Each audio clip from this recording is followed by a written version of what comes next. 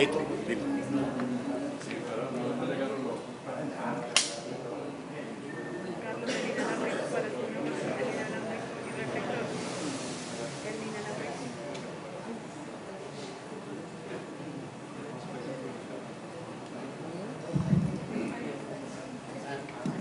Buenas noches, bienvenidos a la Casa del Libro Total, nuestros anfitriones del Café Científico de acá de Bucaramanga. Allí un par de cosas que quería comentarles antes de presentar a Jaime. Lo primero, que cuando empezamos con esta idea, conversando con Daniel y Sandra en aquel momento y continuó ahora Vanessa, la idea de convertir este espacio en un sincretismo entre arte y ciencia fue lo que estuvo planteado desde el principio. Lo hemos tratado de lograr, no con mucho éxito en muchas oportunidades, pero esta vez sí. Cuando conversé con Jaime hace unos meses, él me dijo: yo quiero ir y te presento esto. Y de una, dígame cuándo quieren, cuándo tienen agenda y chao. Jaime es una de esas personas que uno se tropieza en la vida y con quien uno tiene empatía arrancadito. Es uno de los astrofísicos, digamos, más competentes y más importantes acá de Colombia, y cada vez más es un motor para construir cosas. Y construir cosas significa ponerle el hombro a otras cosas que otros estamos construyendo, y en este momento Jaime, él tiene su pregrado y posgrado en Francia, luego tiene una pila de postdoctorado en Alemania y en Estados Unidos, y luego regresa a Colombia para construir. Y en este momento es el líder de una cosa que se llama el nodo andino de la IAU, que es cómo incorporamos a los países andinos, desde Chile hasta la Venezuela, en una colaboración científica. Para mí es un verdadero placer presentarle a Jaime Forero de la Universidad de los Andes de Bogotá. Gracias.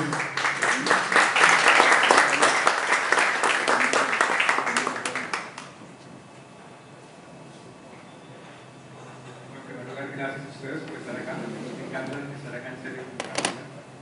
He venido 3 veces, creo, pero cada vez me gusta más. Gracias a Luis, gracias a Luis por la invitación. Entonces, como Luis decía, es una charla de arte y ciencia, arte y astronomía en particular. Entonces voy a hablar, son tal vez 2 o 3 historias diferentes de colaboración, tal vez están las fechas desde el 2011 hasta el 2015. Entonces es una especie de evolución, diferentes maneras en las que un astrónomo, en este caso yo, astrofísico, he estado colaborando con artistas.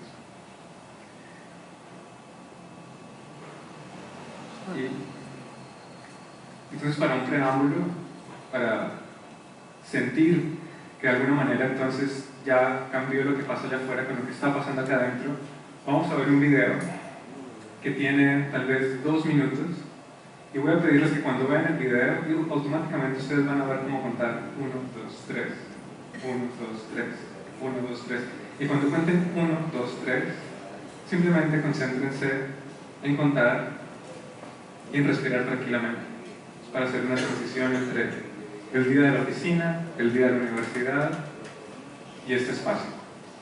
Entonces, relájense y cuenten.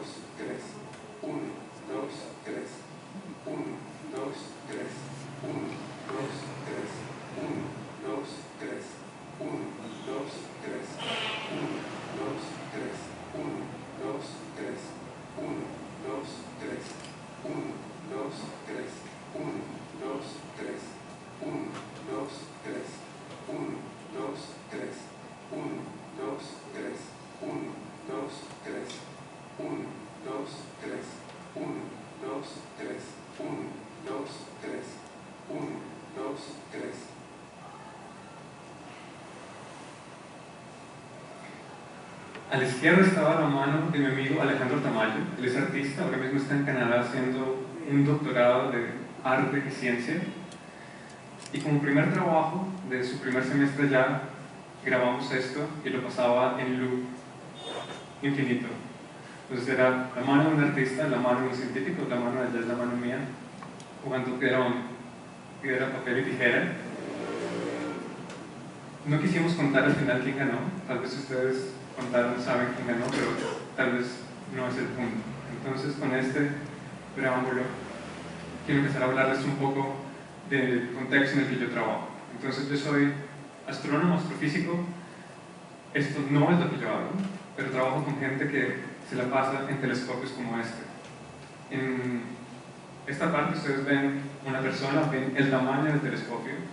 El objetivo de este experimento, al menos, es observar galaxias muy distantes y entender la estructura del universo. También trabajo con gente que observa en sus otros telescopios, telescopios en Hawái, telescopios espaciales, telescopios en Chile. Yo, en particular, también me intereso por cosas como esta. No sé si alguien reconoce la mancha que está acá. Esa es la Vía Láctea, nuestra casa, y es mi interés intentar o inventarme una historia de cómo se formó la Vía Láctea. Esto que está acá es parte de una simulación de lo que nos imaginamos los astrofísicos que está alrededor de nuestra galaxia, que es materia oscura, es algo que no vemos, pero creemos que existe y lo podemos visualizar. Parte de mi trabajo entonces también es esto que ven a la izquierda, es una imagen de una galaxia muy distante. Muy distante quiere decir que la luz de esa galaxia, para llegar acá, demoró tal vez unos 12.000 millones de años. Y lo que ven a la derecha es un modelo computacional hecho por nosotros, por un equipo de astrofísicos, para intentar explicar esa formación de galaxias. Esto que está acá es un mapa del universo. Cada punto que ustedes ven ahí es una galaxia. Nosotros estamos en el centro. Y como ven, las galaxias no se distribuyen homogéneamente, siguen una especie de estructura filamentar. El trabajo mío también es entonces volver a hacer simulaciones para intentar explicar ese tipo de distribución. Bien, entonces para resumir, mi trabajo se trata de simular el universo, intentar entender la formación de nuestra galaxia y tal vez de todas las galaxias del universo, desde las más distantes hasta las más cercanas. Ahora quiero hablar de arte y ciencia, en general, posibles formas de relacionar arte y ciencia. Entonces quiero empezar por una manera clásica. No sé quién reconoce eso que está acá, para interactuar un poco. ¿Alguien lo reconoce? Es la luna. ¿Alguien sabe quién dibujó esto? ¿Alguien? ¿Quién? Galileo. Entonces esto es el Siderius Nuncius, Noticias del Cielo, por Galileo, y Galileo dibujó esto. Entonces es una primera relación del arte al servicio de la ciencia, de alguna manera. Galileo, con formación artística, observa por el telescopio y plasma lo que ve con calidad artística en su cuaderno de notas. Ese es un detalle para que vean realmente la calidad artística que tienen estas imágenes. Entonces, primero, arte al servicio de la ciencia. Esta, ¿quién la hizo? ¿Alguien? ¿Más fuerte? Muy bien, Van Gogh, es que soy un poco sordo. Van Gogh, La noche estrellada. Entonces, ¿qué tiene que ver esto con ciencia?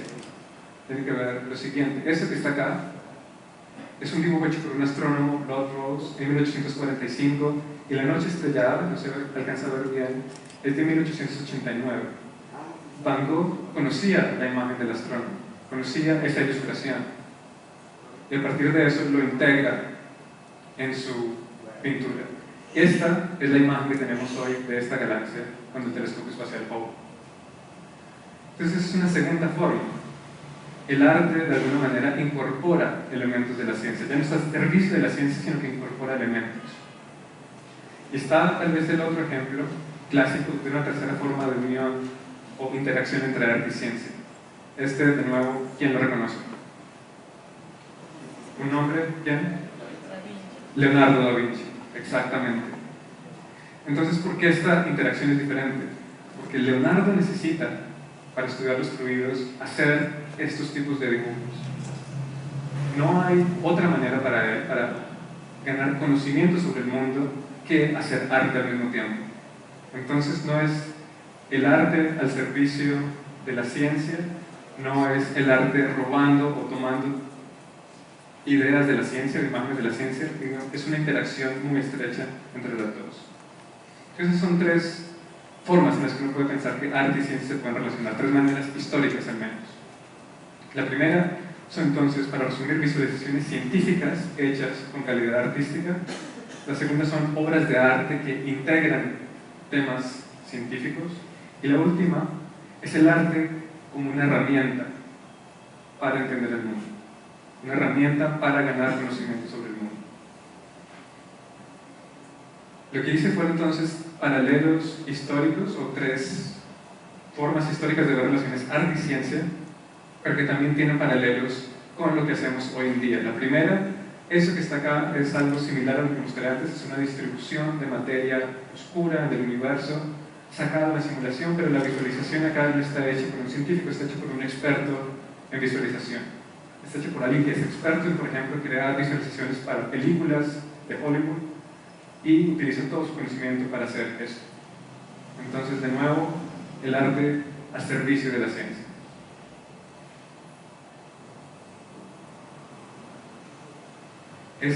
Quien reconoce este proyecto es el Ulises 1. Entonces, el Ulises 1 es un satélite, un microsatélite, hecho por un colectivo de artistas mexicanos. Entonces, esos artistas toman, digamos, las formas científicas, un microsatélite, y de hecho ellos se unieron, diseñaron el satélite y creo que ya lo enviaron. Pero es con fines artísticos, ellos no tienen el fin de, somos los primeros mexicanos en llegar al espacio. No, para ellos eso no es un fin artístico. Quisieron que ese satélite, subirlo allá arriba, por supuesto, pero también su obra artística era parte de eso, pero en parte también transmitir poemas desde ese pico satélite. Y hay una tercera forma, un paralelo. No estoy diciendo que sea exactamente lo que hacía Leonardo, porque es el paralelo, si seguimos esa lógica que estaba presentando, que es esta, que es la de Jun-Chul Kim, que es un amigo coreano, que van a ver más tarde, voy a hablar bastante de él, donde lo que está acá, lo que ustedes ven ahí, son fluidos que responden a campos magnéticos. Tenía un video para mostrarles, pero creo que no se va a poder ver.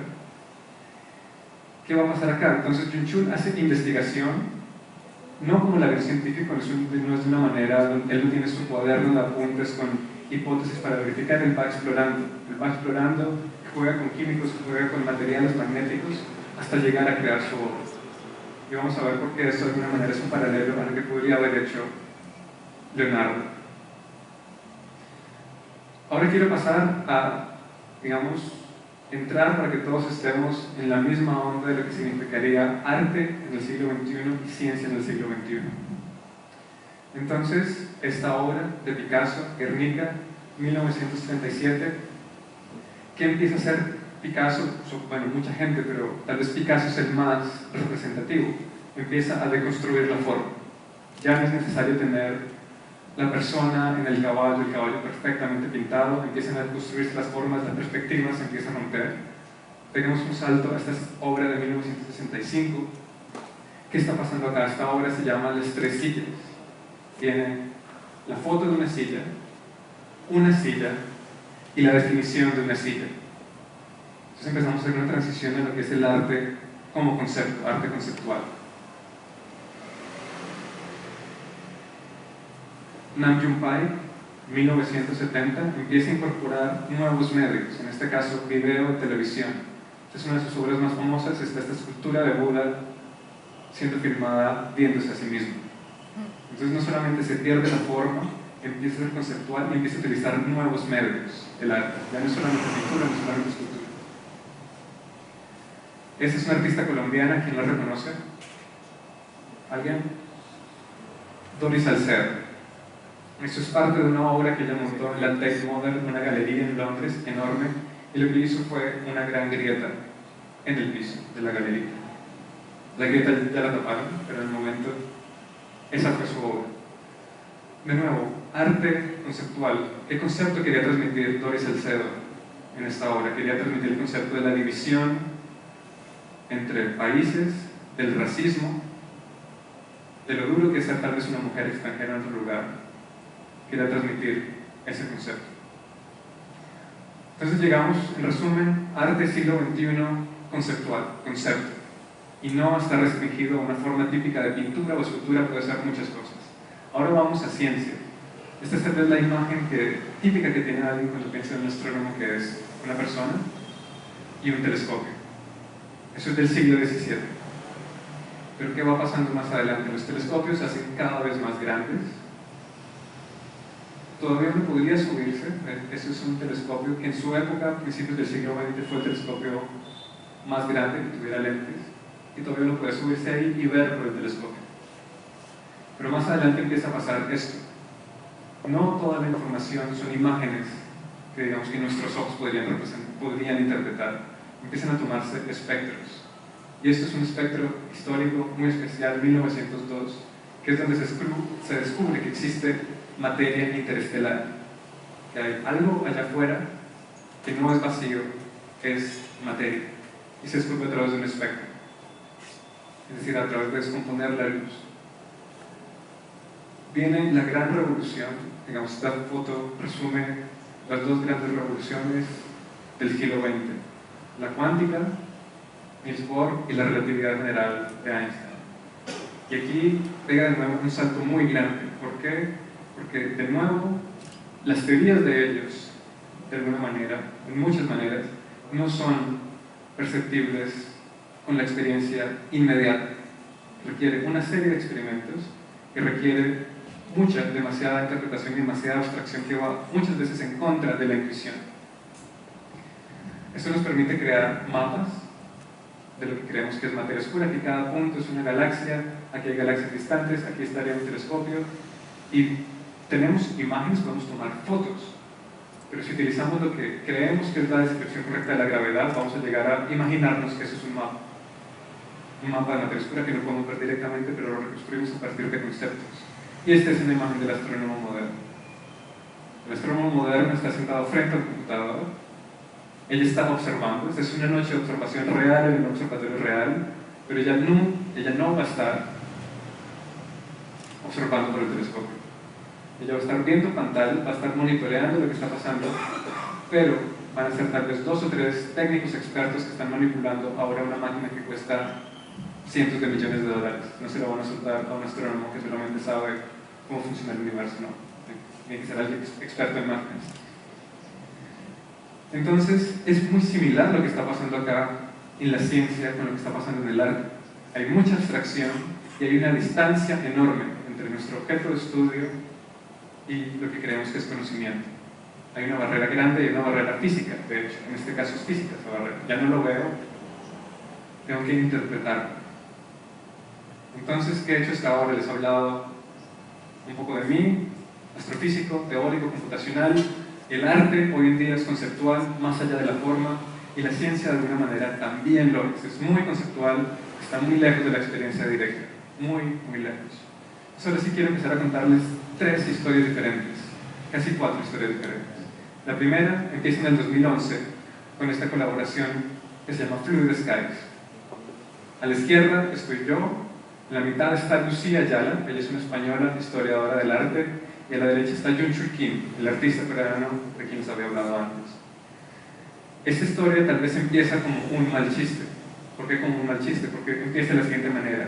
Entran un colombiano, una española y un coreano en un bar. Así empezó la historia. Además tiene la gracia adicional que nuestro idioma en común era el alemán, no muy bien hablado en mi casa, y daba para muchas situaciones. ¿Por qué nos conocemos? Nos conocemos por mi interés en colaborar con un artista. Jun-Chul es artista, yo siempre tuve ese interés, ese deseo de empezar a colaborar con un artista, y el puente fue Lucía. Lucía es historiadora del arte, pero ella es historia de la ciencia a través de la historia del arte. Entonces voy a hablarles un poco más de todos nosotros y lo que hemos logrado en colaboración. Primero quiero hablarles de Lucía. Lucía, española, más o menos de mi edad, ahora, caso aparte, ella ahora se dedica a la política. Eso da para tal vez 2 charlas diferentes. En la época cuando la conocí, ella estaba haciendo su doctorado en Historia del Arte, pero estaba estudiando las ilustraciones de un libro que se llama Conversaciones sobre la pluralidad de los mundos. Es un libro que se lleva editando por 300 años. Y son las conversaciones entre una mujer que se intuye que es de una familia acomodada y de un hombre un poco, digamos, lo que uno llamaría bien bohemio, tal vez no de una clase social alta, pero que tiene mucho conocimiento sobre astronomía. Se reúnen varias noches para hablar del cielo. Este libro se editó por 300 años y cada vez las ilustraciones cambiaban. ¿Por qué cambiaban? Porque la ciencia, la astronomía iba avanzando. Entonces Lucía se hizo experta en estudiar cómo esas ilustraciones cambiaban del siglo XVII hasta el siglo XX. Cómo se podía seguir en las imágenes el cambio, la evolución en el conocimiento astronómico. Su trabajo reciente tenía que ver cómo esa evolución de esas imágenes, que eran en últimas, cómo cambiaba el conocimiento que tenemos del universo, pasaba en forma detallada en el siglo XX. Cómo empezamos a crear las primeras imágenes de lo que es el universo hasta llegar a este tipo de cosas.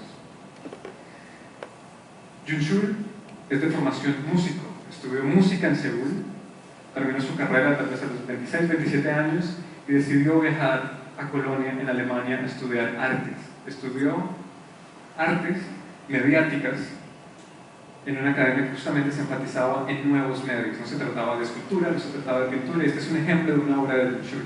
Esta es su interpretación. El concepto detrás de esto es un organismo que está vivo. Aquí ahí adentro hay un líquido que va circulando, tiene diferentes bombas que lo hacen circular, y es una interpretación de lo que sería un organismo vivo, pero a través de algo que parece una máquina. Es un artista el que está construyendo esto. Esto de nuevo son imágenes de obras de Jun-Chul. Estos son unos tubos que ahí adentro hay líquidos que se mueven y cambian de color de acuerdo al campo magnético que uno le aplica. Entonces esa parte es ejemplo de los experimentos que le hacían con nuevos materiales. Nos conocimos en Berlín en el 2011. Berlín, para refrescarle su alemán, es un grafiti que dice Berlín, todo es posible. Y definitivamente es la sensación que uno tiene en Berlín, que todo es posible, y quisimos empezar una colaboración. Empezamos entonces en este barrio estaba el bar, donde nos encontramos por primera vez a hablar en serio del proyecto. Kreuzberg, que queda en lo que era la antigua frontera entre Berlín Occidental y Berlín Oriental, hoy un lugar lleno, digamos, de vida artística. Ahí nos encontramos por primera vez. Decidieron llevar a Jun-Chul y a Lucía al instituto donde yo estaba trabajando. Esto es en Potsdam, a media hora de Berlín. Ahí está adentro ese telescopio enorme que les había mostrado, que a comienzos del siglo XX era el más grande. Nos reunimos acá con Jun-Chul, visitamos los laboratorios que hay ahí, hablamos con gente. Lo hicimos al revés. Yo fui al lugar donde vive y trabaja Jun-Chul. Eso es cerca del barrio de él. Eso es realmente una grúa antigua que ahora le convertirán en apartamentos pseudo-lujosos, y nos reuníamos en este café. Entonces la foto no es ilustrativa, me trae muchos recuerdos, muchos cafés en ese lugar. Entonces él fue a sitios científicos, yo fui, digamos, al territorio artístico de alguna manera.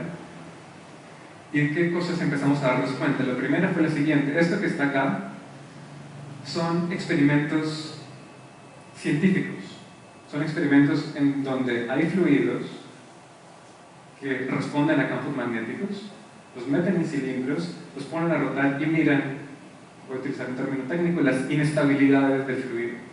La sorpresa es que Jun-Chul hace exactamente la misma cosa, pero él no llegó a ese resultado de allá diciendo, quiero copiar a los científicos. Lo logró a través de su camino de experimentación artística. Y eso para nosotros fue muy interesante, cómo a través de caminos totalmente diferentes, uno, digamos, muy planeado, muy reglamentado de alguna manera, se llega a algo, y al menos en la forma y en la intención se llega a lo mismo por el camino artístico.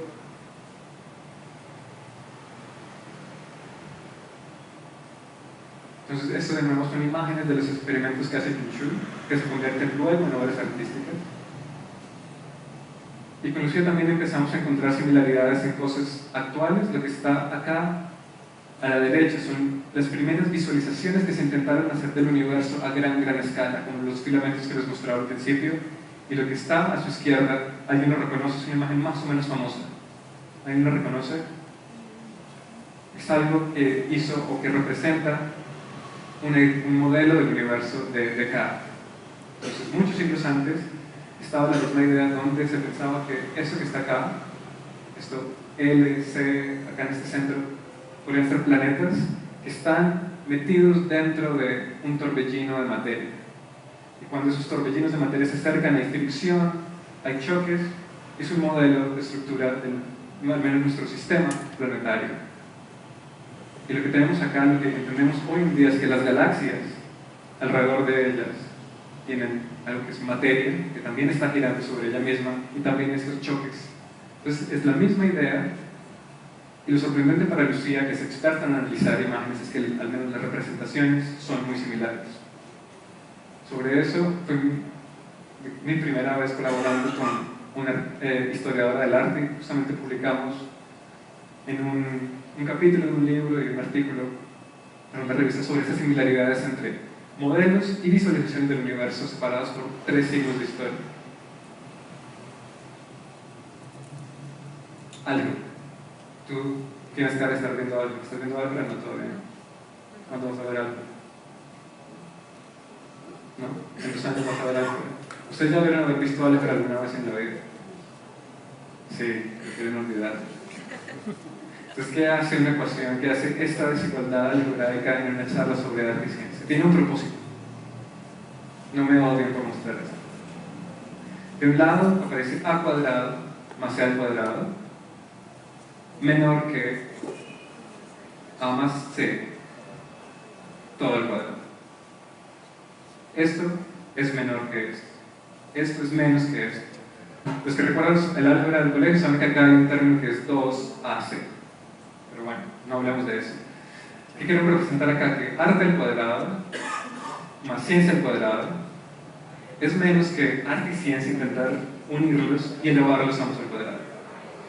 Entonces, como que arte al servicio de la ciencia por separado tal vez es menos, creemos que es menos que intentar poner en diálogo el arte y la ciencia y esos dos ponerlos a producir, elevarlos al cuadrado. Y es lo que intentamos hacer con esta colaboración, y ya empieza en forma en el 2012, en el 2011 apenas nos reunimos, hablamos, tenemos curiosidad, queremos llevar eso al siguiente nivel. ¿Y qué hacemos? Yunchul empieza a hacer experimentos y definimos nuestro nombre, Fluid Skies, Fluid Himmel, cielos fluidos.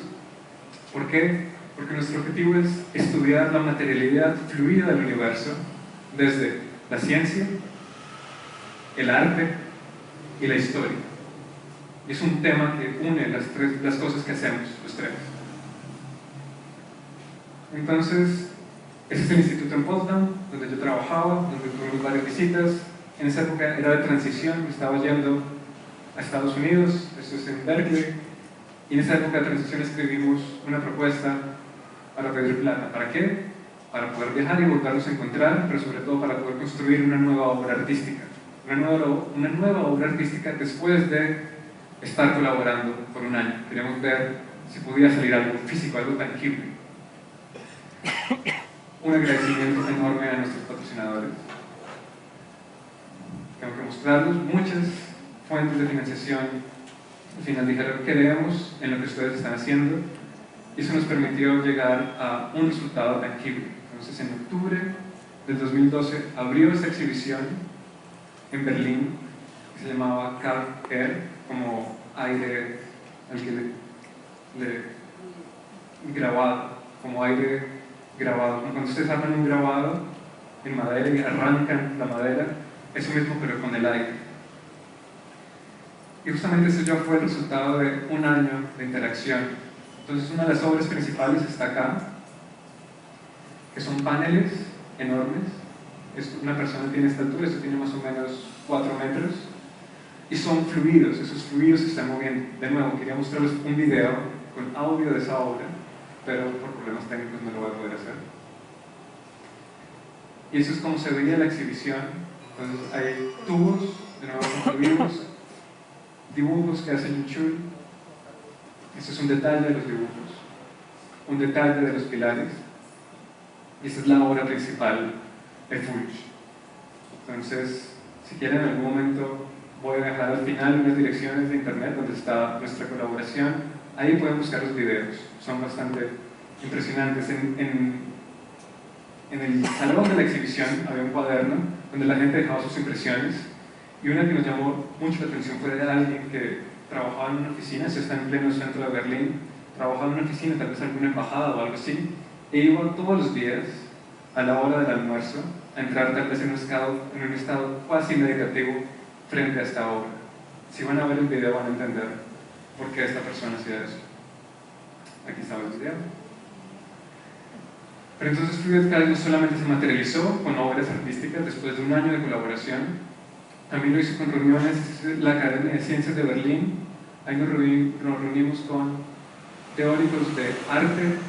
Ella es la directora de la fundación que nos dio bastante plata, con científicos y digamos con la comunidad artística y científica de Berlín, para empezar a tener una discusión entre todos sobre qué puede significar crear una colaboración entre arte y ciencia.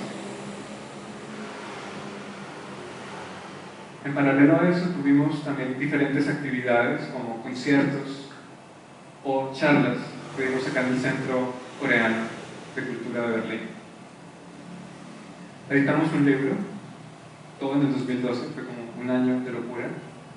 Editamos un libro con capítulos escritos por los tres, y esa es la página, o la versión antigua de la página de nuestra colaboración, donde pueden ver parte del proceso, parte de los resultados, y los invito a que vayan a ver el video. 2012, entonces 2012 para mí es un año de transición, empiezo a volver, entonces estoy como entre Berlín, Berkeley, Bogotá, y hago de nuevo, me gustó esto de tener amigos artistas, son chéveres artistas, sobre todo si uno es científico y es demasiado cuadriculado, son lo mejor que le puede pasar a un científico en la vida. Entonces me hago amigo de Alejandro Tamayo, que es el que estaba con la mano antes, 1, 2, 3. Entonces Alejandro tenía obras del siguiente tipo. Esto que está acá es una obra que este computador está recibiendo datos del Sol en tiempo real, y cuando detecta actividad solar, acá en la Tierra sale una llamarada. Esa era una manera de traer el Sol aún más cerca a nosotros. Esa es una obra similar. Esto de nuevo está recibiendo datos en tiempo real del Sol, bueno, en tiempo real, lo más cercano al tiempo real posible. Cuando detecta actividad solar fuerte, explota. Esto lo hizo Alejandro como parte de su trabajo de tesis de maestría al final en la Universidad Nacional de Colombia. Cuando explotó esto, la gente creyó, Dios mío, están papas, hay que cerrar el departamento de diseño, y lo cerraron porque explotó esto y creyeron que estaba pasando algo artístico muy profundo, no lo que ellos esperaban. Esa es otra obra de Alejandro. Esta silla que está ahí, a la hora que Alejandro estaba defendiendo su tesis, estaba apuntando hacia el centro de la Vía Láctea, estaba apuntando hacia el centro de la galaxia, y es real, él lo calculó, eso está mirando hacia el centro de la galaxia.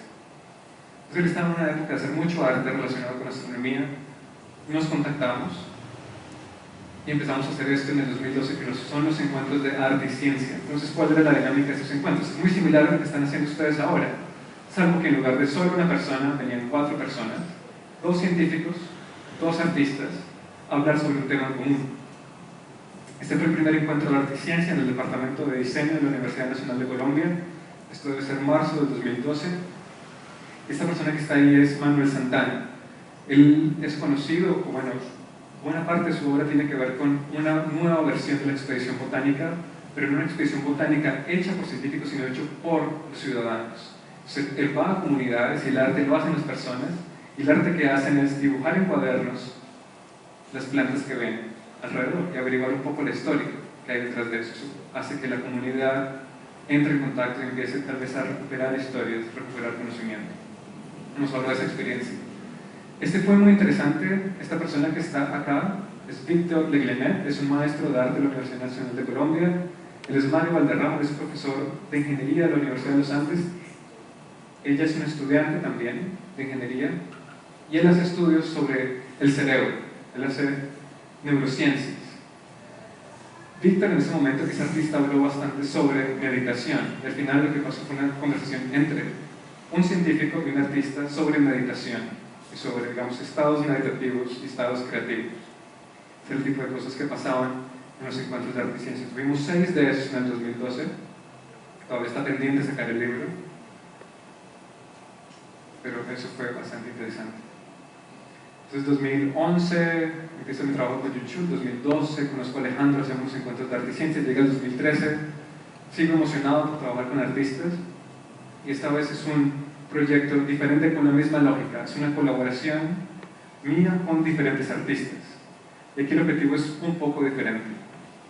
Aquí el objetivo es llevar el poder creativo que tiene la astronomía a la periferia de la ciudad, en este caso Bogotá, a través del arte.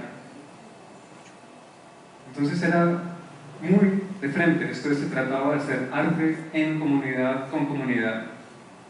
Y no se trataba para nada de mostrar solamente imágenes de lo que es el universo, se trataba de hacer arte en primer lugar que tuviera un contenido astronómico y mostrar justamente ese poder creativo. Fueron diferentes colaboraciones. La primera fue esta satelística, la hicimos con Luis Bustamante, un amigo artista, y la satelística pues, era lo siguiente. Luis, él es Luis Bustamante, él construyó un brazo láser, y ese láser está siguiendo satélites. Son satélites que de verdad están allá afuera dando vueltas. Este es el láser en acción, y en la planta se en un techo, y en la planta inferior hay una visualización de esos satélites. Entonces dice, este satélite que estoy siguiendo ahora mismo seguramente es un satélite militar que fue desactivado en los años 80, ruso, bla, bla, bla. Luego otro, y lo sigue. Y aquí estamos reunidos con la gente de esta comunidad, de nuevo que sería lo que en muchos lugares se puede llamar periférica, en el sentido en el que allá a nadie le interesa ir, salvo a la gente que vive ahí. Fuimos nosotros y claramente había gran curiosidad, bueno, ¿qué se trata de esto? Arte, astronomía, satélites, y se empieza naturalmente a dar una discusión, que ese es el resultado al final que queríamos. Ese fue el primero. Ese fue el segundo, experimentos espaciales. Esto es otro barrio de Bogotá, un barrio diferente, y en este la colaboración con el artista no fue tan directa. Retomamos temas artísticos para explorar el espacio, el tiempo, la luz y la materia con los niños del barrio Belén. Entonces, lo que ven ahí es uno de nuestros experimentos espaciales. Esto que está acá es un espejo, esto que está acá es otro espejo. Los invito a hacer este ejercicio. Un espejo viendo hacia allá, otro espejo viendo hacia allá, y exploren su casa, exploren su barrio, solamente viendo lo que pasa a sus lados, como si fueran una especie de camaleón. Entonces ellos iban explorando su barrio. Este es otro interesante, ubican su espejo así, van a ver todo al revés, y de nuevo tienen que explorar todo viendo lo al revés. Ese es el que tal vez da más mareo, más interesante. Un espejo está viendo hacia arriba, viendo el cielo, el otro está viendo hacia abajo, ven sus pies. Mismo ejercicio, explorar el espacio viéndolo de esa manera. Jugamos con luz, jugamos con materia, estamos haciendo burbujas. También experimentamos con medios ferromagnéticos, fluidos que responden a campos magnéticos. Hicimos una versión del centro de la galaxia, de la obra que les había mostrado Alejandro, pero en Belén. Entonces, ¿cuál fue la idea? Hicimos afiches invitando a la gente a nuestra performance artística a Casa B, ese lugar en Belén. ¿Qué había en Casa B? Había sillas, y la idea era apuntar esas sillas hacia el centro de la galaxia. Entonces les pregunto a ustedes, ¿saben ahora mismo? Hay astrónomos acá, espero que lo sepan. No los puedo ver, pero sé que están ahí. ¿Dónde está el centro de la galaxia ahora mismo? ¿Sabrían dónde está? No. Les pregunto, ¿sabrían en diciembre, el mes de diciembre, dónde está el centro de la galaxia? ¿Quieren saber dónde está el centro de la galaxia? En diciembre es fácil, esto lo hicimos en diciembre porque es fácil. El centro de la galaxia está acá en la constelación de Sagitario. En diciembre, el Sol está más o menos sobre la constelación de Sagitario. Así que en diciembre, cuando ustedes vean el Sol, allá detrás está el centro de la galaxia. Entonces justamente invitamos a la gente que apuntara las sillas hacia el Sol, pero hablando justamente del centro de la galaxia. Entonces fue una conversación con los niños, con los adultos que pasaron por ahí sobre el centro de la galaxia. Saben que no se habla todos los días, es interesante y literalmente le abre el mundo a la gente, sobre todo a niños de 6, 7 años. Entonces ahí están, cada uno decidía si quería que la pata apuntara al centro de la galaxia o el espaldar, digamos, era libre y se iba moviendo a lo largo del día. Entonces ahí estamos en nuestra performance artística. 2014. Entonces 2014 continuamos con astronomía periférica, pero esta vez es una colaboración diferente. Es, digamos, un objetivo diferente que tiene que ver, lo llamamos paisajes estereoplanetarios. Esto viene de una convocatoria que es el Planetario de Bogotá para hacer obras de arte y ciencia apuntados también a niños. Entonces dijimos, perfecto, nos gusta el arte, nos gusta la ciencia, ya lo hemos hecho con niños, hacemos una propuesta y por supuesto ganamos la propuesta. Y esto pasó hacia final, segundo semestre del 2014, paisajes estereoplanetarios. Tiene que ver, esta vez no con el universo a gran escala, no con galaxias a gran escala, tiene que ver con planetas. Estamos descubriendo, o estamos en el sentido de la humanidad, estamos descubriendo planetas nuevos todo el tiempo. Y la idea era cómo llevar eso al arte, pero también llevarlo a una comunidad y llevarlo sobre todo a niños. Entonces, Paisajes Estereoplanetarios es una colaboración con Carlos Moncada, él es diseñador, arquitecto, artista, y nos inventamos entonces que Casa B, este lugar en Belén, se convierte en un laboratorio para estudiar exoplanetas. Y los científicos, no soy yo, no son los estudiantes de maestría y doctorado de la Universidad de los Andes, son los niños. Los niños van a ser los científicos y la estación científica es Casa B. Entonces empezamos, o empieza Carlos usando un trabajo con los niños simplemente con procesos de medición. Medición, vamos a registrar lo que está pasando, vamos a dibujar lo que está pasando, vamos a pensar cómo quiero que sean mis planetas. Puedo tener un planeta como yo quiera, sí. Claro que sí, es lo que hacen los teóricos todo el tiempo. Se imaginan cosas y lo publican, que es peor. Entonces, ¿por qué no que los niños inventen sus planetas? Ellos, eso fue lo que hicieron. Empezaron a imaginarse cómo podrían estar distribuidos. Felicidad pura. Si queremos medir otros planetas, si queremos medir el universo, primero tenemos que conocernos a nosotros mismos. Y es lo que hacen estos niños. Entonces empiezan a medirse ellos mismos para tener una idea de la escala del universo. Están ellos, son los científicos de la Estación Científica Belén. Para entrar al espacio deberían tener su bata, deberían tener sus lentes protectores. Están en un taller que en este caso lideró Juan Nicolás, él es estudiante de maestría de física de la Universidad de los Andes. Ellos son Darío, Chucho, que trabajan en Casa B, digamos, son los gestores de ese lugar. ¿Y cuál fue? Construyeron también espectrógrafos, para poder descomponer la luz. ¿Y cuál era el experimento final? ¿Cuál era el objetivo final? El objetivo era pensar dos planetas diferentes. Uno está orbitando alrededor de una estrella que emite mucho en ultravioleta y el otro está en una estrella que emite mucho en el infrarrojo. Así que se crearon dos planetas diferentes. Uno que estaba emitiendo mucho en el infrarrojo, que se logró acá con en el infrarrojo, con pantalla, digamos, de una tableta que emite bastante en el infrarrojo, y otro con LED del ultravioleta, y acá los niños fueron dejando plantas diferentes e iban siguiendo qué iba pasando. En paralelo, pues, tenía una historia de ciencia ficción que iba pasando por Twitter, donde científicos llegaban a esos planetas de verdad, se mostraban imágenes, se mostraban sonidos, y correspondía a esta realidad que estaban haciendo estos niños en la Estación Científica Belén. Esos son los dos planetas, aquí está uno, aquí está el otro. Ellos fueron muy juiciosos, se comportaron realmente como bueno, no como científicos que no son tan juiciosos, pero como lo que uno esperaría de un buen científico, digámoslo de esa manera, y siguieron la evolución de este proyecto, de este experimento.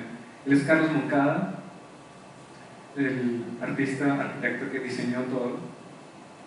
Juan Nicolás de nuevo hablando con los niños sobre planetas. Y para el 2015, con estos resultados, se montó una exhibición en el Planetario de Bogotá. Y no sé si alguno de ustedes va a ir pronto a Bogotá, todavía está en el tiempo de ir a verla, cierra pronto. ¿Y qué pasó entonces con toda esa historia? Que era una estación científica con científicos que eran los niños, se creó una exhibición artística mostrando estos resultados, montando los planetas, mostrando un video que recrea esa historia de ciencia ficción. Y lo interesante que es detrás de esto también hay talleres. Entonces hay talleres donde los niños van al planetario un domingo. O sea que esto lo pueden hacer, pueden visitarlo en cualquier momento, pero hay talleres especiales donde los niños pueden ir un domingo a aprender sobre exoplanetas. ¿Qué es lo interesante de esto? Lo interesante es que los talleres no los hago yo, no los hace Carlos Moncada, no los hace Nicolás, que es estudiante de maestría, los hacen los mismos niños. Son niños enseñándole a niños sobre exoplanetas, algo que aprendieron a través de un método artístico, a través de una historia de ciencia ficción, y es una historia que nos creemos todos, que en últimas es lo que es la ciencia, es un cuento que nos contamos y todos estamos de acuerdo en que es cierto. Ese fue el día en que abrió la exposición. Estamos, digamos, los adultos irresponsables y los niños responsables, los científicos. Y hasta ahí va la historia. Entonces, esas eran mis historias sobre colaboraciones de arte y ciencia. Los invito a ver estas páginas, no sé si ustedes tengan preguntas.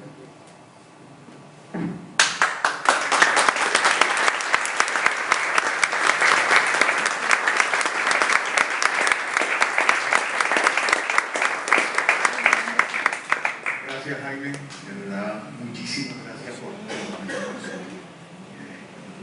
yo he quedado conmovido. Preguntas, ahora viene la parte bonita de acá. Es impactante, ahora viene no sé.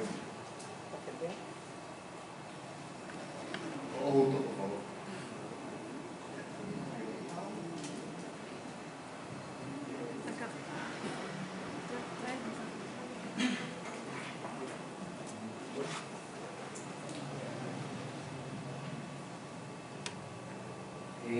Gracias, Jaime, por compartir con nosotros tus historias. La pregunta es referente a ¿qué dificultad tuviste al diseñar esos proyectos, al participar con tus compañeros? ¿Qué dificultad tuviste para obtener los recursos? Algunas veces ciertos proyectos o ciertas iniciativas no son apoyadas y pues en tu caso pues, tuviste éxito. ¿Cómo fue ese mecanismo? ¿Cómo fue esa búsqueda de los recursos? ¿Qué tan difícil fue? Es difícil porque de alguna manera es algo que no es solamente arte, no es solamente ciencia, es una intersección de arte y ciencia que tal vez es más pequeña, pero afortunadamente cada vez más instituciones creen en esa combinación, entonces cada vez más hay convocatorias en esa dirección de arte y ciencia, y al mismo tiempo hay pocas colaboraciones. Entonces, cuando presentamos nuestras propuestas, digamos que por un lado creemos que no había tanta competencia, había competencia, pero no eran 100 personas más. Entonces digamos que fue relativamente fácil, dado el ambiente actual donde arte y ciencia está en la mentalidad de varias instituciones. El primer proyecto con Yun Chul y Lucía, una parte de la plata vino de Alemania, pero otra parte vino de Corea y otra parte de Estados Unidos, entonces fue como por afuera, aunque de alguna manera hay más plata, y fue bastante plata al final todo. El segundo proyecto, los encuentros de arte y ciencia fue con 0 pesos, entonces pues bueno, 0 pesos, o casi 0 pesos, menos porque estábamos en plata nosotros. El caso de astronomía periférica empezó bien de nuevo por una institución internacional, que es la Unión Astronómica Internacional. Pasamos un proyecto para hacerlo y pues dieron algunos euros para moverlo. Y el último, que mencionaba el Planetario de Bogotá, que está patrocinado por el Instituto Distrital de las Artes en Bogotá. De nuevo, ellos también están entrando en esta onda arte y ciencia es algo que está pasando en el mundo y funcionó. Entonces, vemos que hemos tenido mucha suerte, que el ambiente es bueno. También, personalmente, me siento muy afortunado por siempre encontrar artistas buenos para hacer estas colaboraciones que hacen que los proyectos y las propuestas se vean muy bien.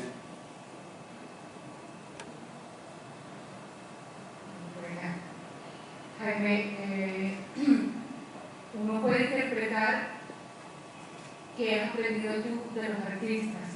Se siente, es una exposición muy sentida, muy de corazón, casi que espiritual, y de verdad me conmueve.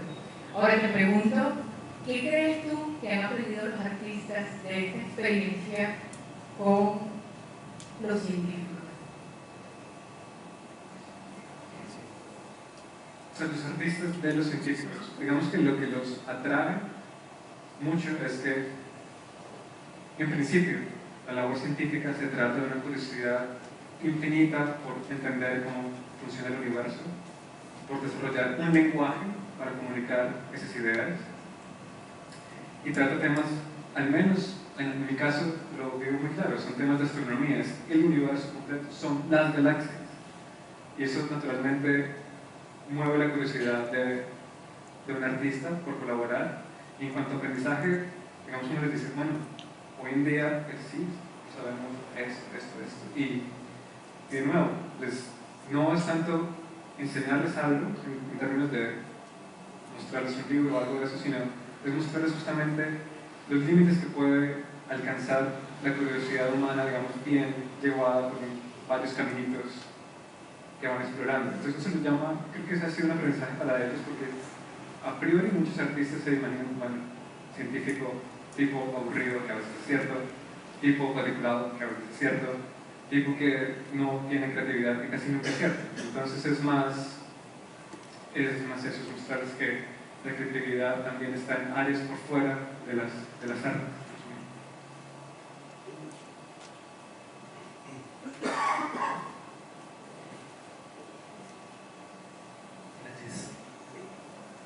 De esta exposición,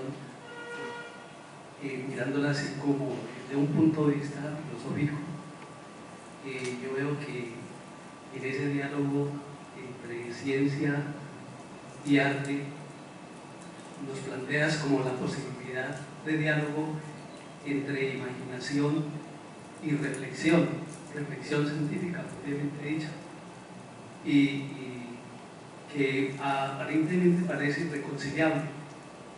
No sé si de pronto quisiera que me emplearas un poco, es por la capacidad del artista de entrar en esa reflexión científica, o simplemente porque todo es en últimas imaginación, como entendí que lo planteabas al final. Entonces quiero como retomar una palabra que dice que en aparentemente irreconciliables. Entonces la pregunta es, ¿desde qué momento de la historia las artes y las ciencias son aparentemente irreconciliables? Si uno va y examina justamente Leonardo, si examina los alquimistas, si examina esos comienzos que eran el mismo tipo de exploración hacia el conocimiento. ¿Sí? Llega un momento en el que, digamos, empiezan a aparecer divisiones bastante arbitrarias, tal vez en una época de industrialización, donde uno quiere ser más productivo de una manera o de otra. Universidades, todo se vuelve como una empresa, la ciencia se vuelve una empresa, sobre todo en el siglo XX. Entonces empiezan a dividir, tal vez en el XIX, en el XX ya es muy clara la división. Parece en principio utópico que un artista y un científico tengan cosas en común, pero mi punto de vista, después justamente de interactuar más con artistas y de entender un poco más lo que yo hago como científico, es que justamente esa diferencia es aparente, no existe en realidad. Entonces, tal vez el resumen, el mensaje es que son vías para llegar al conocimiento, que no son irreconciliables. No sé cómo explicarlo desde escuelas filosóficas, no tendría un discurso armado en esa dirección. Buenas noches, gracias por una muy buena presentación. Con curiosidad quería también conocer el trasfondo científico o físico que tienen estas obras.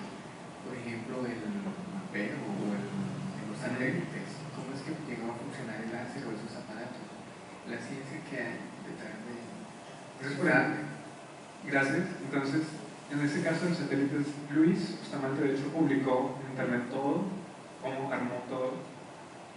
Si vas a la página vas a encontrar el link donde él explica paso a paso cómo se construye todo, de dónde salió la base de datos que da los satélites, cuál es el código para hacer la visualización, todo eso está ahí.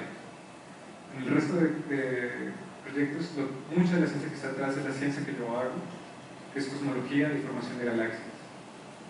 Entonces, no digamos que no está tan presente en las obras mismas, sino que es como un trasfondo que está ahí, digamos que lo estamos respirando, pero no está materializado realmente en la obra como tal, como guía específica de cuál es la ciencia de eso. Tal vez es el único que es muy transparente, muy claro, donde sí podría encontrarse un manual de cómo construir todo. Hola Jaime, buenas noches. Bueno, pienso un poco en la labor del científico, ¿no? Y la responsabilidad social que hay también. Mucha gente se dedica a la actividad científica independiente de que sus resultados se conozcan o se quieran conocer o se quiera divulgarlos, más que en contextos muy especializados como revistas indexadas, este tipo de cosas. Es muy interesante poder llevar este tipo de iniciativas a la gente que no está vinculada a este tipo de ámbito académico o científico.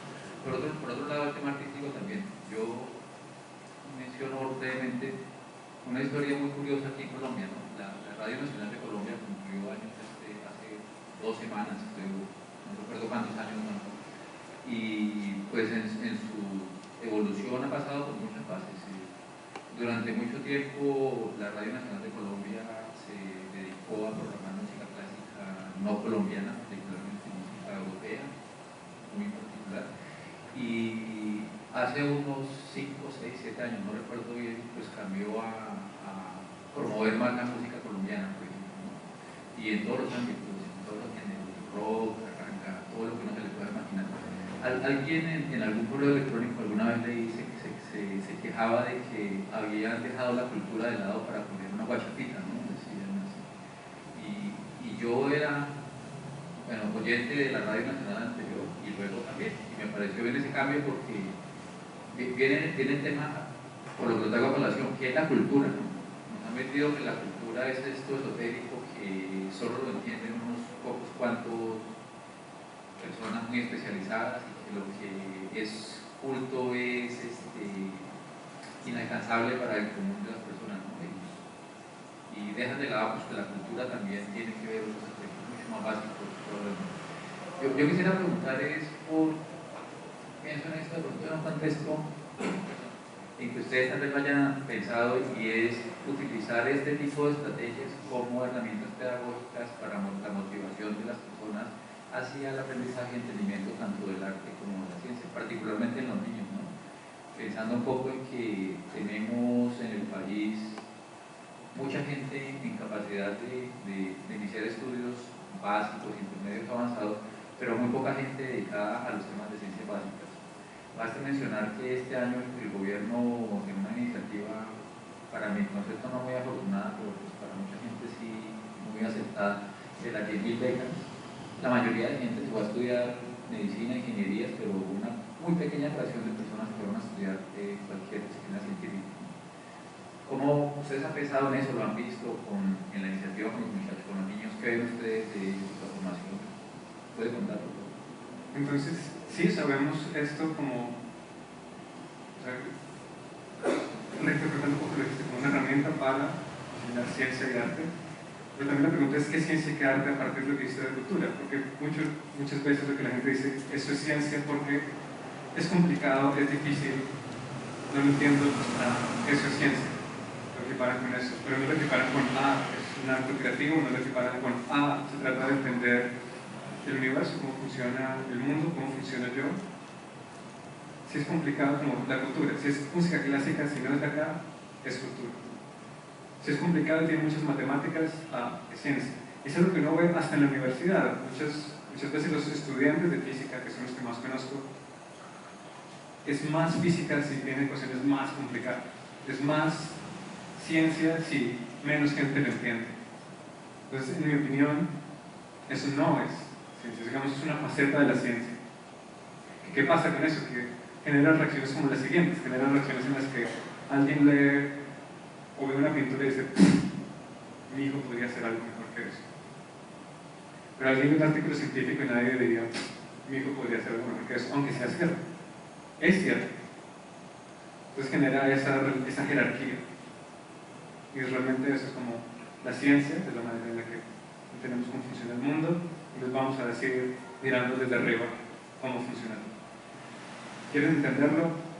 No podrán, porque es muy difícil. Y eso no es ciencia. Del origen, como yo lo entiendo, como lo vivo. Entonces, esa es la ciencia que sí nos gustaría enseñar, la ciencia de más experimentación, más fuego y respeto ante lo que dice alguien, es lo que yo descubro. Y está bien, usted dice algo diferente a mí, muéstrame, venga acá. Pero ciencia no va a ser aprenderse cosas de memoria, ciencia no va a ser aprenderse la longitud de onda del infrarrojo, eso no va a ser ciencia. Y eso es, creemos, lo que está pasando con estos niños, que para ellos están viviendo. Todavía los científicos, de los científicos chéveres del siglo XIX que iban allá y movían cosas, y escribir propuestas para justificar por qué lo hacen. Y sí, han pasado, lo que está pasando es un proceso con algunas instituciones en Bogotá muy locales que están interesadas en vamos a implementar esto con profesores para replicar esta metodología de arte y ciencia. Eso lo estamos hablando con varias personas. Pero esa ciencia entendida, si no ciencia entendida como una memorización o algo para dominar gente porque no lo entiende. Buenas noches.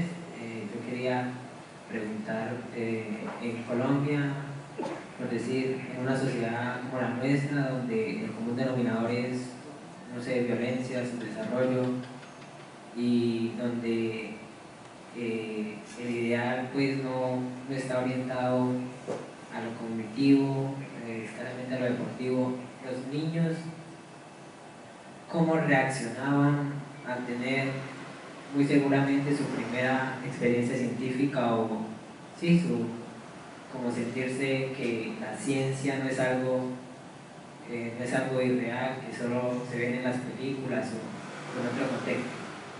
Les encantaba, o sea, en resumen, les encanta. Y verlos a ellos, hacer los talleres con otros niños, los niños enseñando a otros niños a construir tal vez un espectrógrafo, o contarles sobre, sí, es que hay otras estrellas, y puedo ver otros planetas, no como este. Y se arman sus cuentos, que en últimas es lo que nos gusta de esa parte científica, la disfrutan mucho. Otra cosa que ha pasado en particular con este espacio Casa B, en este barrio de Belén, en Bogotá, es que esto no es lo único que ha pasado con estos niños. Ellos por ahí han pasado talleres de cine, por ahí han pasado talleres de música, y la transformación que se ha visto es, por ejemplo, antes de que llegara a Casa B, uno le preguntaba a un niño, bueno, ¿y tú qué quieres ser cuando grande? Policía. Uno le preguntaba ahora a un niño, bueno, ¿qué quieres ser de grande? No, yo creo que de pronto es ingeniero, músico, no sé, inventor, me invento cosas, no sé. Pero ya no es una respuesta. ¿Por qué? Porque lo único que veían en el barrio eran policías. O sea, este barrio típicamente está al lado de un barrio muy turístico en Bogotá, pero hay un muro invisible donde si uno lo cruza, la gente espera que inmediatamente le roben todo.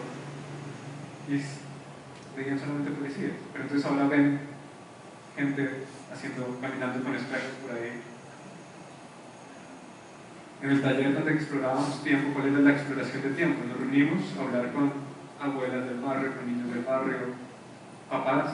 Nos reuníamos a hablar, cada uno tenía una cuerda, y les pedíamos el favor de que hicieran un nudo en la cuerda cuando creyeran que hubieran pasado 20 segundos. Nos sentamos a hablar de esos nudos. Y luego expusimos las cuerdas de todos para ver cómo pasaba el tiempo de manera diferente. Entonces, ese tipo de experiencias ya nos ponen a pensar en otra cosa. Entonces, la recepción ha sido muy buena y la hemos notado cosas tangibles, como lo que se imaginan ellos que van a ser o quieren ser o pueden ser cuando sean adultos. Muy buenas noches. Soy estudiante de física y la verdad este tema me parece demasiado interesante, la exposición. Y entonces ahora que tratamos el tema de los niños que se veían tan alegres, tan emocionados con todo este tema de la ciencia, ¿por qué es más fácil trabajar a veces con niños, llamar más fácil su atención que a una persona mayor que poco o nada le interesa este tema de la ciencia? O sea, ¿por qué para ellos puede resultar más interesante que para una persona que se interesa más por el campo de la economía o las humanidades?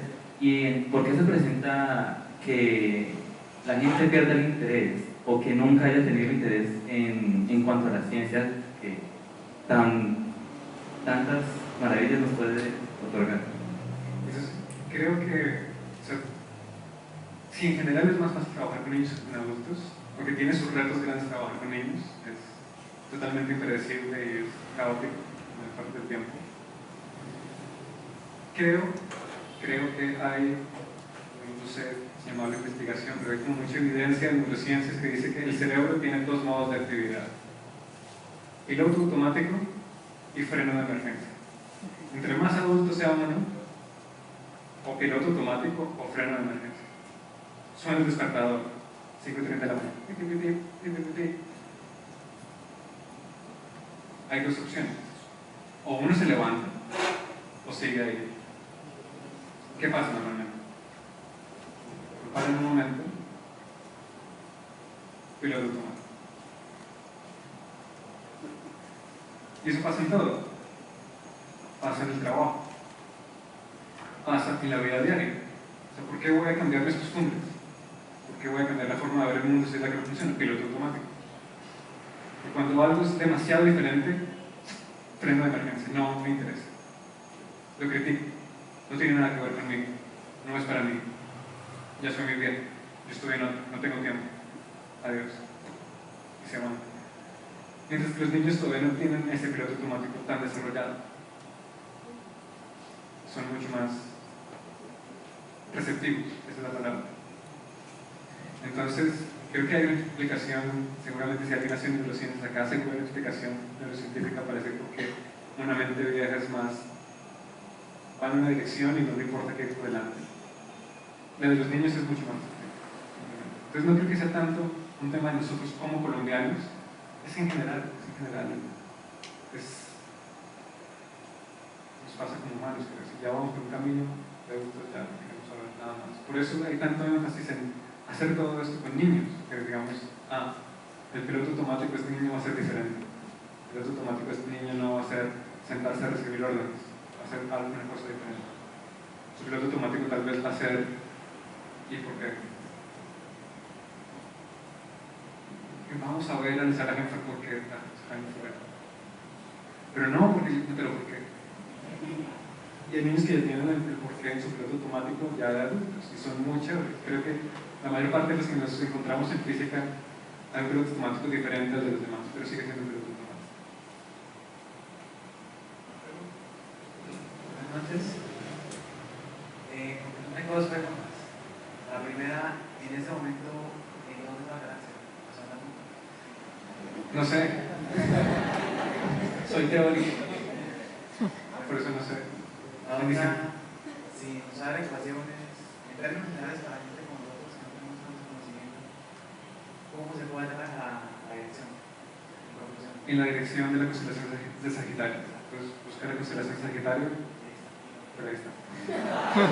Es lo que no sé, es lo que puedes buscar. Sí, pues sí, claro. Si estás como en el campo, si puedes ver la mancha y ya sabes ahí más o menos.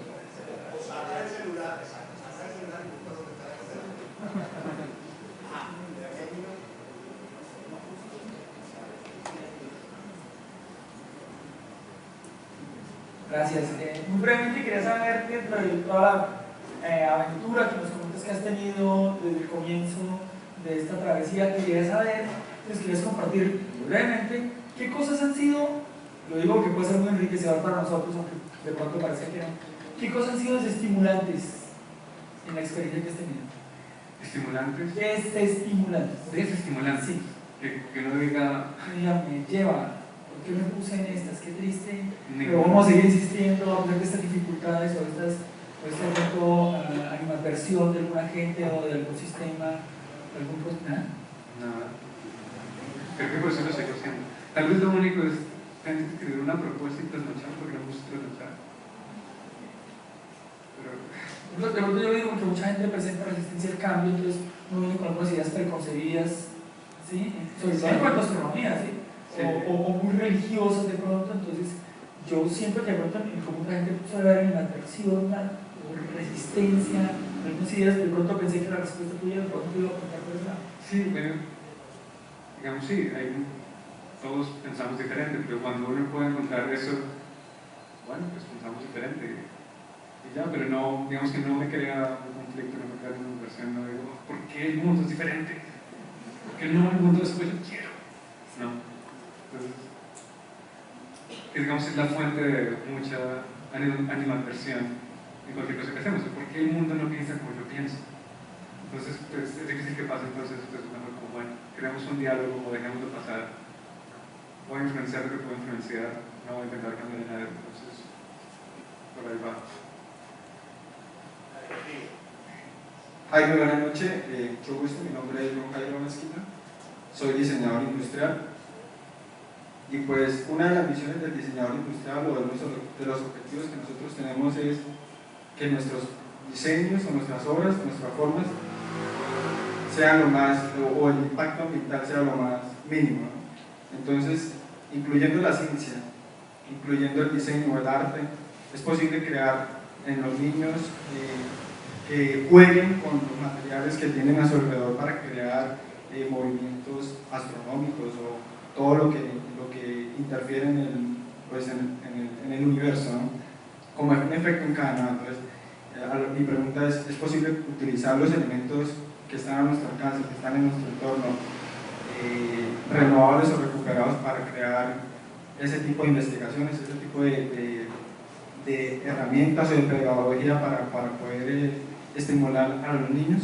Sí, definitivamente sí. Por ejemplo, una de las cosas que hace Carlos, como cada que él es un arquitecto, pero también con maestrías en diseño, a él le gusta mucho empezar, porque este proyecto que mostré, digamos que no podría ser, es pura tecnología, otra cosa, pero los talleres es, bueno, armemos esto con papel, armemos esto con cartón, antes de hacerlo.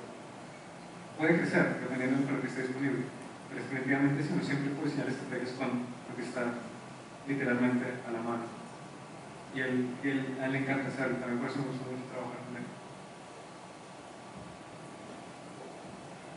Buenas noches. Jaime, un comentario. Primero, felicitarte por dos razones. Primero, por tu charla tan equilibrada, tan llena de pasión, pero segundo, además, porque no es simplemente una reflexión en tus hechos, sino es ponerte a hacer las cosas y mostrarlas a este auditorio. Entonces, por eso, mi felicitación. Entonces, dos preguntas. ¿Quiere el sentido común que la ciencia refleje aspectos objetivos de la realidad física? ¿Quiere el sentido común que el arte, en cambio, refleje aspectos subjetivos? En el arte está, me gusta o no me gusta, me parece bien, me parece bonito. Hay una especie de axiología individual que me lleva a mí a hacerme juicios que no tienen por qué ser compartidos. En cambio, en la ciencia, no, la ciencia dice, esto es así. Con cierta arrogancia quiere reflejar propiedades del universo o de cualquier rebanada del universo, cualquier escala de que eso es así. Digamos, la ciencia representa el espíritu del objetivo, el arte representa el espíritu de lo subjetivo. ¿Cómo hicieron para con esa polarización extrema, con esos dos extremos, sobre todo convencer a los organismos que la financian para hacer eso? Ciertamente que de los muchos puentes que hay entre ciencia y arte, Einstein era violinista, hay muchos científicos que han sido artistas. Sin embargo, existe esa una pregunta. Entonces, sí, ustedes se plantearon cómo conceptualmente romper esa brecha que hay entre lo subjetivo y lo objetivo. Y la segunda pregunta, mucho más sencilla de formular, ahora qué planes tienes en el momento actual con miras al futuro. Bien, entonces la primera era ciencia objetiva, arte subjetivo, en principio, cómo se resuelve, o al menos de cada institución, es cómo mostrar que tiene sentido. Entonces, lo que hicimos fue, digamos, en la filosofía de el mundo no va a cambiar, sino que cambiamos como nosotros, fue mostrar, enfatizar las cosas que hay en común en las dos. Y no hacer tanto énfasis en los que es aparentemente diferente, pero también voy a volver a ese punto. ¿Qué puede tener en común el arte y la ciencia en principio? Algo que creo que todo el mundo está de acuerdo, al menos gente que practica ciencia y que practica arte, es la creatividad. lado, creatividad también en el sentido estético. Cuando uno habla con físicos es como, esos términos son los que yo más conozco. Eso, yo creo que está mal porque eso no se ve bien, no tiene como ese feeling que uno esperaría. Entonces hay un sentido estético, aunque la palabra estética está buena en arte y en ciencia, están ambos, pero también está esa parte de creatividad, de cómo llego de A hasta B dando vueltas, no llego a B, pero llegué acá, entonces me invento una historia que una de las dos. ¿Qué es lo que hace un científico o un artista? Explorar, después contar una historia, un artículo o una obra artística, donde aparentemente hay un armazón ahí teórico, lindo, conceptual. Entonces, punto común, creatividad y sentido de lo estético en ambos, jugamos con eso, que está. El siguiente es educación, que es mucho, aparece sobre todo en los últimos proyectos que he hecho. En ambos terrenos, en la ciencia, a uno le enseñan a ser objetivo. La objetividad no es absoluta. Hay procedimientos, uno dice, eso está así, y casi que viene alguien con una regla y le pega en la espalda. No, eso no es ser objetivo. Ser objetivo es pensar de esta manera. En arte también se desarrolla, los artistas no son gente que va por ahí, por el mundo, pasan por una escuela y desarrollan un lenguaje. En física también se desarrolla un lenguaje, se desarrolla un sentido del objetivo. Entonces jugamos en ese punto en común que hay un lugar de formación, donde uno puede justamente crear lenguajes nuevos que van a ser útiles para alguien, para un científico y para un artista. Entonces jugamos mucho con eso. En cuanto a las aparentes diferencias, son aparentes justamente. La objetividad, ¿dónde está la objetividad en la ciencia cuando yo decido estudiar astronomía porque vi un documental de Carl Sagan cuando tenía 4 años? ¿Es objetivo eso? O sea, tomé una decisión de vida por una corazonada. Y sí, entre una escuela, entre otras cosas, pero mis decisiones a lo que le dedico mi vida, con quién trabajo, con quién no, qué artículo leo, qué no, es porque eso no, o sí, eso me emociona, sí, yo quiero trabajar con esta persona. Eso es totalmente subjetivo y está en el corazón de la ciencia. Está en el corazón porque la hacemos nosotros, seres humanos. En el arte, aparentemente subjetivo, hay una gran parte de objetividad, porque el arte también necesita ser autoconsistente en su lenguaje. Un artista no va a saltar de obra en obra haciendo cosas diferentes. Desarrolla un lenguaje, tiene disciplina, tiene mucha disciplina los artistas. No puedo hacer no, pero primero tengo que seguir circulando por acá.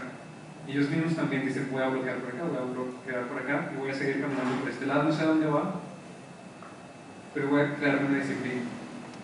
Totalmente objetivo, consistente con su lenguaje. Entonces, esas también son aparentes, no las enfatizamos tanto, pero fueron valiosas para nuestro proceso de trabajo.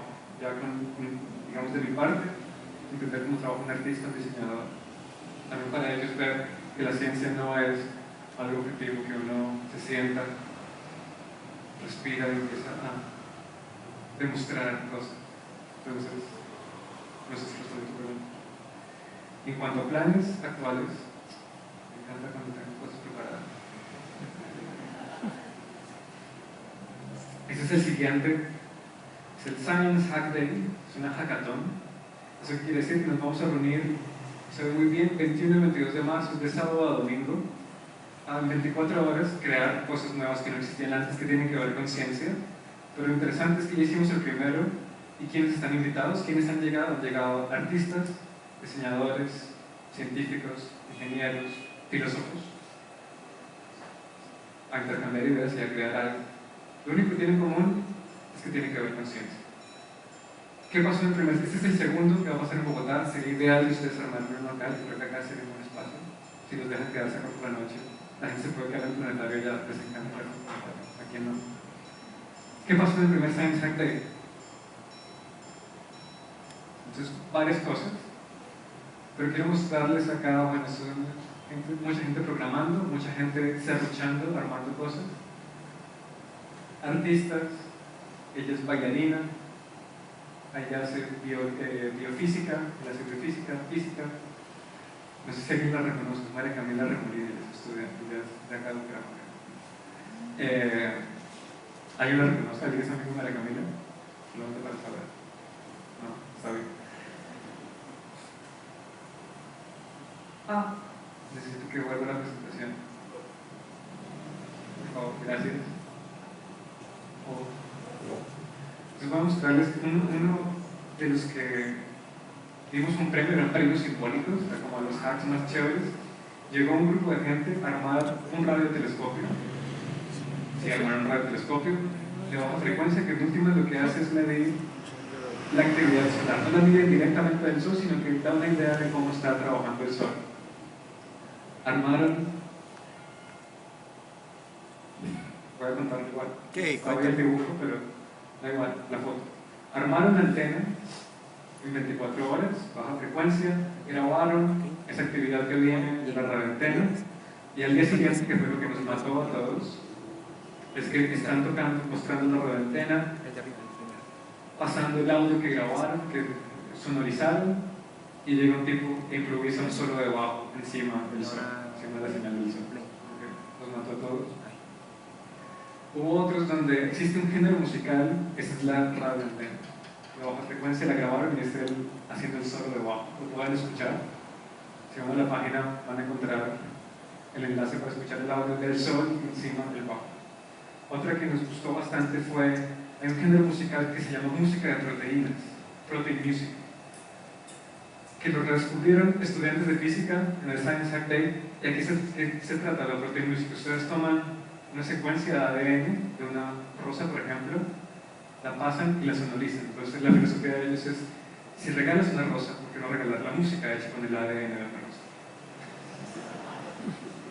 Hicieron música con proteínas. Entonces ese tipo de cosas que vienen en 2 semanas y juegan con esto que me encanta, es crear conocimiento con artes, ciencias y simplemente gente emocionada por hacer cosas.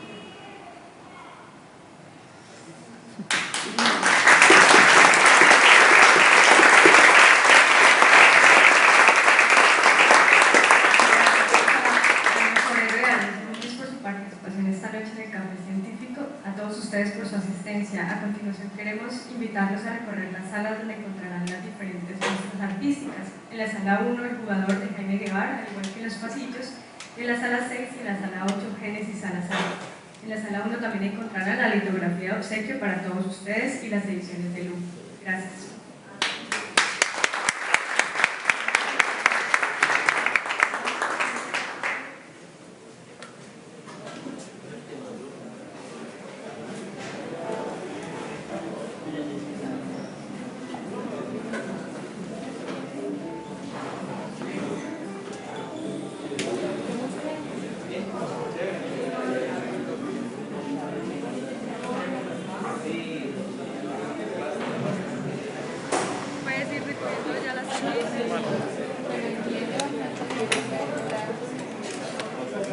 Y no vayas a apagar el Mac porque tengo que hacer mapping ahorita.